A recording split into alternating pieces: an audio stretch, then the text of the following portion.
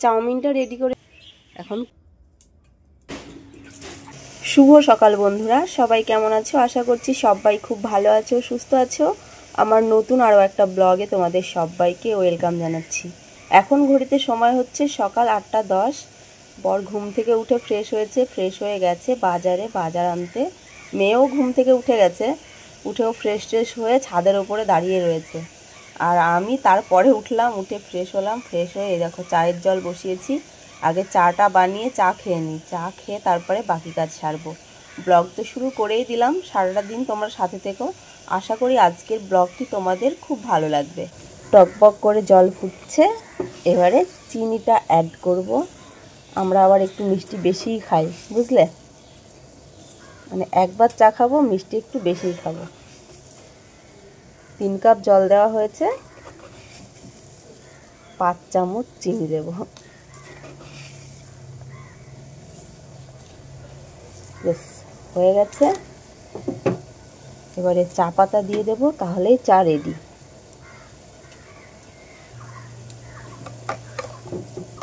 চিনি গলে গেছে, এবারে চা পাতা দিয়ে দিই।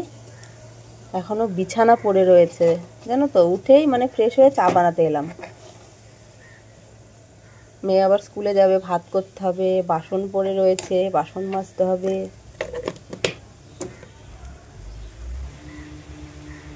চাটা তো আগে খেয়ে নিই, কি বলো তোমরা? চা খেয়ে নিয়ে তারপরে ওই সমস্ত কাজগুলো সারবো।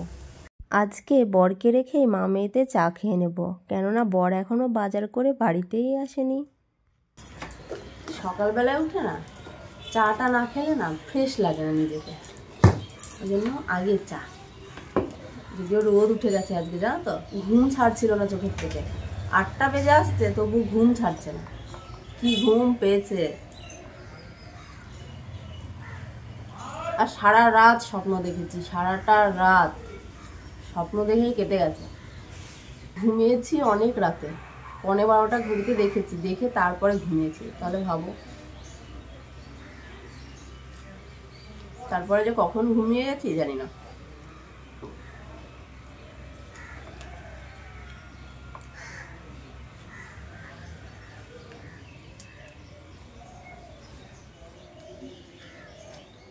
আমার মেয়ে আবার রোদে বসেছে, হালকা রোদ চলে এসেছে ছাদের উপরে।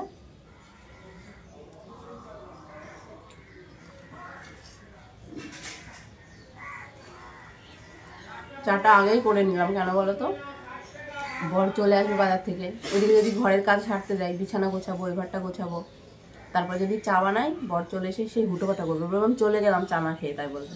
ওই জন্য আগে চাটাই বানিয়ে নিলাম, আসলে গরম করেই দিয়ে দেবো।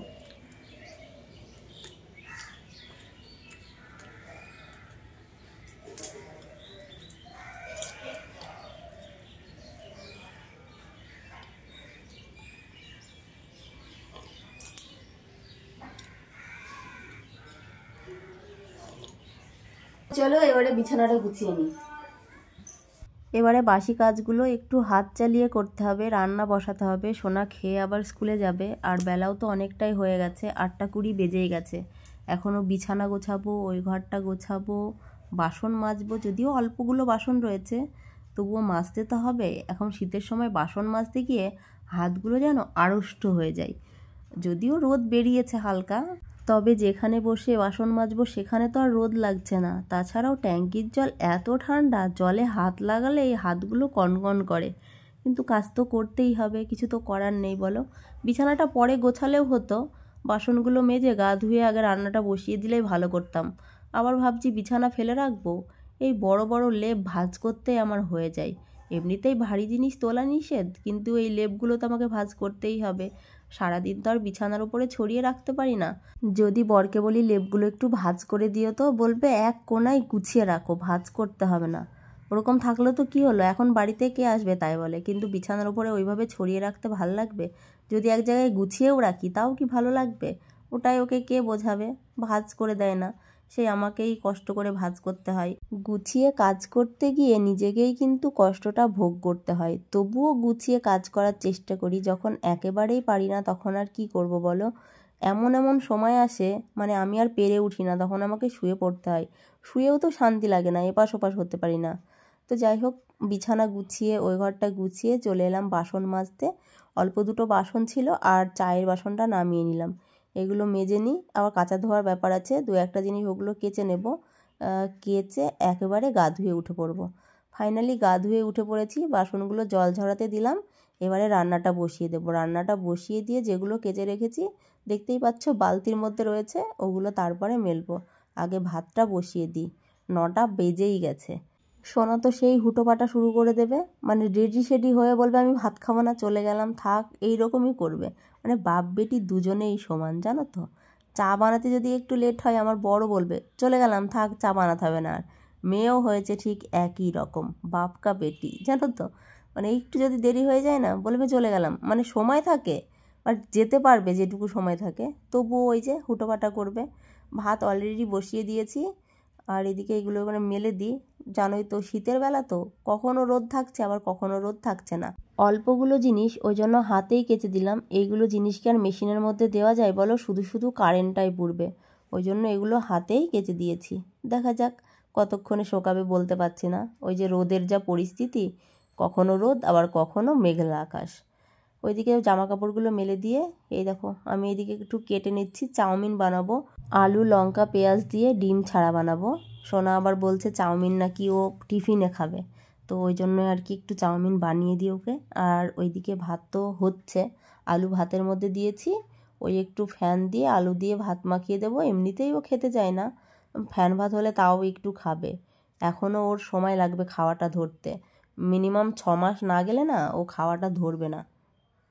ভাতটা টকবক করে ফুটছে, আর একটু হলেই হয়ে যাবে। ততক্ষণে এইদিকে চাউমিনটা আমি করে নিই।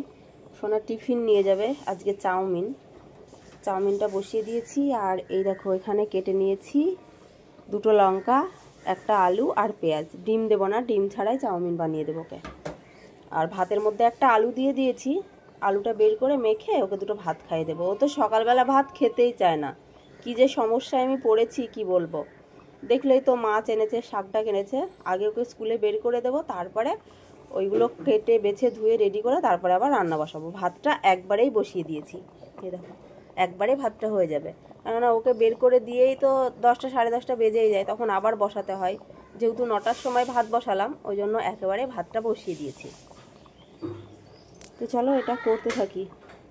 চাউমিনটা রেডি করে নিয়েছি আর এইদিকে ভাতটাও হয়ে গেছে। ভাতটা নামিয়ে ফ্যান ঝরিয়ে নিই। আর এই ফ্যান ভাতই সোনাকে একটু তুলে দিই, ফ্যান দিয়ে খেতেও আবার খুব পছন্দ করে।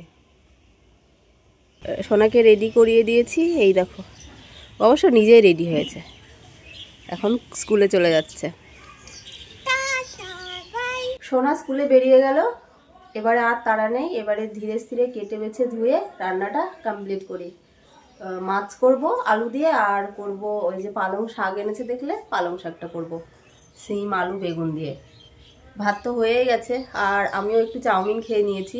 ওকে টিফিনে একটু দিয়ে দিলাম আর আমি একটু চাউমিন খেলাম। এবারে ওষুধটা খেয়ে নিই, ওষুধটা খেয়ে ওগুলো কেটে বেছে রেডি করে নিই। আগে মাছটা ধুয়ে নেব, তারপরে তরকারি কাটবো। তো চলো রান্নাটা কমপ্লিট করি। সমস্ত কিছু কেটে বেছে ধুয়ে রেডি করে নিয়েছি। এখানে দিয়েছি আলু বেগুন সিম আর পালং শাক। আজকে আবার শাক পালং এনেছে, শীষ আনলে বেশি ভালো হতো। আর এখানে মাছের আলু, আর এটার মধ্যে রয়েছে মশলা। আর এখানে মাছ ভাজা বসিয়ে দিয়েছি। আগে মাছের ঝোলটা করব, তারপরে পালং শাক করব। মাছের ঝোল নেমে গেছে, এবারে শাকটা দিয়েছি। দেখো কড়াই একদম ভরপুর শাক। দেখি রান্না বান্না করে কয়টুকু হয়। আজকে মনে হচ্ছে অনেকটা শাক হবে গো। খাবে কে? তো রুটি খেতে ইচ্ছা করেছে, মানে অল্প একটু ময়দা মাখিয়ে নিই, জানো, 2টো রুটি ভাজবো।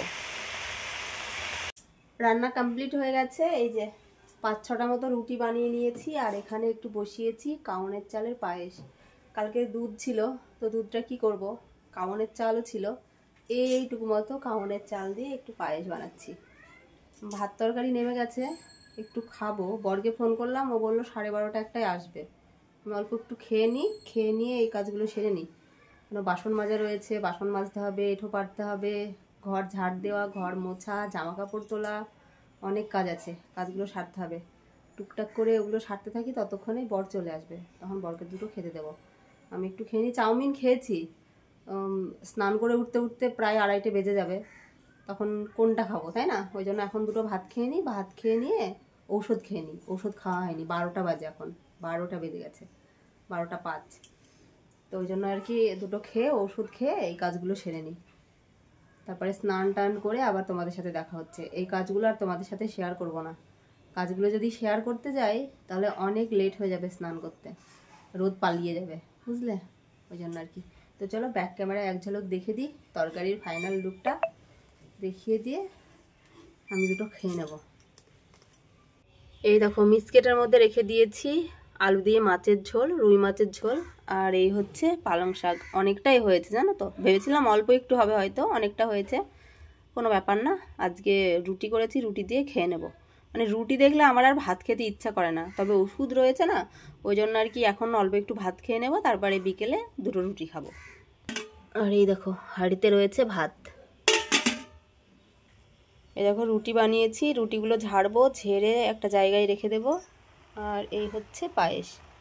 তো চলো আবার পরে আসছি, কাজ বাজ সেরে স্নান টান করে নিই। এখন ঘড়িতে 3টে বাজে, আর এই সবে সমস্ত কাজ সেরে স্নান করে উঠলাম। সে কখন বলেছি বলো তো কাজ বাজ সেরে স্নান করে উঠবো?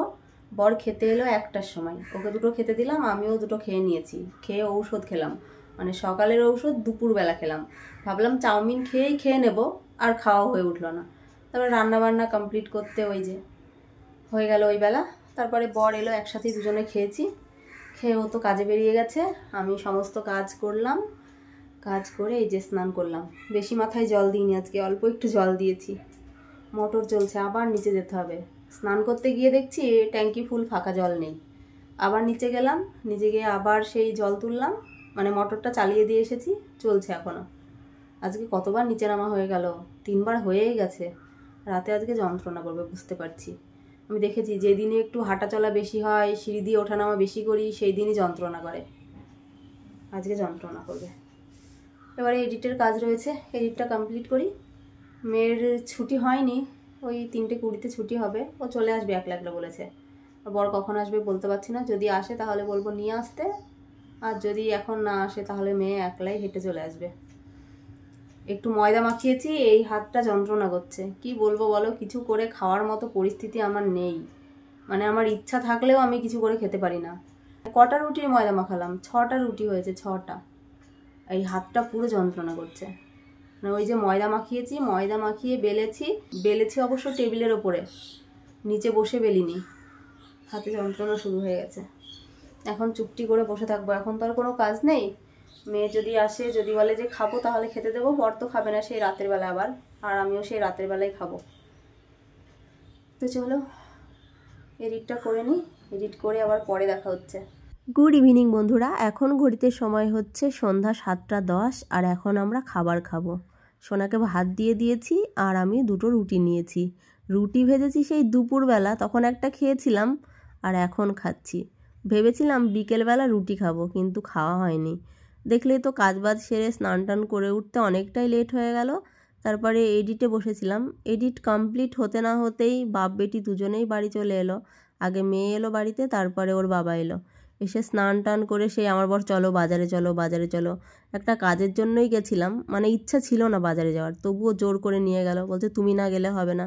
যদিও সেই কাজটা সাকসেসফুল হয়নি, ওই জন্যই আর কি তোমাদের সাথে কোনো কিছুই শেয়ার করতে পারিনি। তারপরে বাড়িতে এসে একটু লাইভ অন করেছিলাম, ওই মিনিট 40 মতো। লাইভ থেকে বেরিয়ে এই দেখো একটু চপ খেয়ে নিচ্ছি। বর বাজার থেকে এলো, ও আমাকে বাড়িতে রেখে আবার বাজারে গেছিলো। বাজার থেকে এইসব এলো, এখন ওই 9:15 মতো বাজে। এসে এই দেখো ও একটু চপ মুড়ি খেয়ে নিল, আর আমার জন্য অল্প একটু চপ রেখেছিল, কেননা আমি চপ ভালোবাসি না, আর একটা বেগুনি রেখেছিল, সেটাই খেলাম। মেয়েকে চপ আর বেগুনি খেতে বললাম, ও খেলোই না। 7টা 10 ভাত খেয়েছে, ওর নাকি আর খিদে নেই, কিছুই মুখে করলো না। একটা লঙ্কার চপ এনেছিল, দুটো এনেছিল, একটা বর খেয়েছে আর একটা ছিল। মেয়েকে বললাম খাবি, বললো দাও, মানে 1 কামড় মুখে নিয়েছে, বলছে কি ঝাল গো মা, আমি খাবো না, ওটাও রেখে দিল। দুধ খেলো না, দুধটা গরম করলাম, মানে বাজার থেকে এসে দুধ গরম করে ওকে দিচ্ছিলাম, বললো না মা দুধ খাবো না, 1 ঢোক খেয়ে দুধটাও খাইনি। তারপরে ওই তো ভাত দিয়ে দিলাম, ভাত খেয়ে নিয়েছে। এখন তো শীতের রাত, অনেকটাই বড় রাত, তখন ভাত খেয়েছে, এখন তো দুধটা খেতে পারতো।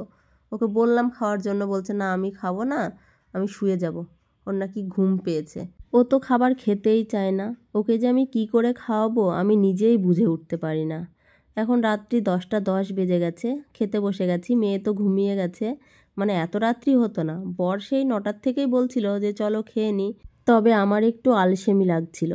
শীতের সময় না বিছানার মধ্যে যদি একবার শুয়ে যাই, উঠে কোনো কাজ বা খেতে কোনো কিছুই করতে ইচ্ছা করে না। কী যে আলসেমি লাগছিল, এই নিয়েই বরের সাথে সেই কথা কাটাকাটি হয়ে গেল, একটু ঝামেলাই হয়ে গেল বলতে পারো। প্রত্যেক দিনই ভাবি যে আমরা দুজনে আর ঝগড়া করব না, কিন্তু প্রত্যেক দিন ওই ঝগড়াটা আমাদের মধ্যে হবেই। মানে 2 মিনিটের জন্যে হলেও হবে। কেন এরকম হয় বলো তো? শুধু কি আমাদের মধ্যে এরকম ঝগড়া হয়, না তোমরা যারা স্বামী স্ত্রী আছো তোমাদের মধ্যেও আমাদের মতোই ঝগড়া হয়? যাদের মধ্যে হয় তারা কিন্তু অবশ্যই কমেন্ট করে জানাবে, আর এই ঝগড়াটা কেন হয় সেটাও একটু বলবে। আমাদের ঝগড়ার কোনো মাথা মুন্ডু নেই, কী নিয়ে যে কখন বেঁধে যাই ঠিক বুঝে উঠতে পারি না। যাই হোক চলো, রাত তো অনেক হয়ে গেছে, শীতের রাত মানে বুঝতেই পারছো অনেকটাই রাত, 10টা 10 মানে। এখনও খাবো, বাসনগুলো নামাবো, এঁঠো পারবো, প্রচুর ঠান্ডা। ভাবলাম ঘরে নিয়ে গিয়ে ভাত খাবো, কিন্তু ওই যে নিচে বসলে সহজে তো উঠতে পারি না, ভীষণ কষ্ট হয়। ওই জন্য ঠান্ডা লাগলেও বাইরে এসে ভাতটা খেয়ে নিলাম। সন্ধ্যাবেলায় রুটি খেয়েছিলাম, ওই জন্য খিদেটাই ছিল না, তবুও খেতে বসতে হলো, কি আর করা যাবে, অনেক ভাত রয়েছে। এখন খেলাম দুটো, তবুও অনেকগুলো ভাত থেকে গেল, আমি মেয়ে খেয়েও থেকে যাবে। মাছের তরকারি থাকলো, শাক থাকলো, রুটি থাকলো, পায়েস থাকলো। সকালবেলায় উঠে আর মনে হয় রান্না করতে লাগবে না, কিন্তু মেয়ে তো খেয়ে স্কুলে যাবে, ওর জন্য কিছু তো অন্তত করতেই হবে। আবার বর যদি একটু ঠান্ডা ভাত খেত তাহলে ঠিক ছিল, কিন্তু ও তো খেতেই চায় না, মানে বাসি কোনো খাবারই ও খেতে চায় না। গরম করে দেবো বললেও খায় না, সেই আমাকেই খেতে হয়। আর আমি ফেলে দিতেও পারি না, মায়া লাগে, কি করব, ভাত ফেলে দেবো তাই মনে হয়। মা লক্ষ্মী কি ফেলে দিতে আছে? তবুও যখন একেবারেই নিতান্ত পারি না তখন আমাকে কিন্তু ফেলেই দিতে হয়। আর মাছ খেতে তো আমি মোটেই পারি না, জানো তো, কাঁটা যেন আমার গলাতেই বিঁধে যায়।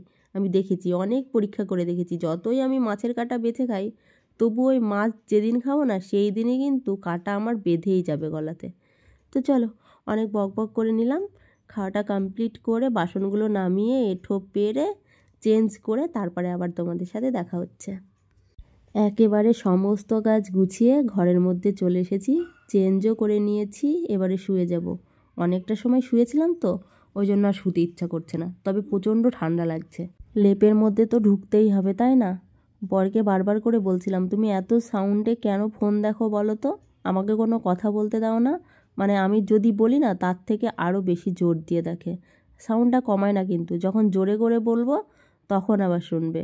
আর এই দেখো এখানে একটা ব্রণ হয়েছে, মনে হয় 2 দিন হয়ে গেছে, এত ব্যথা কি বলবো।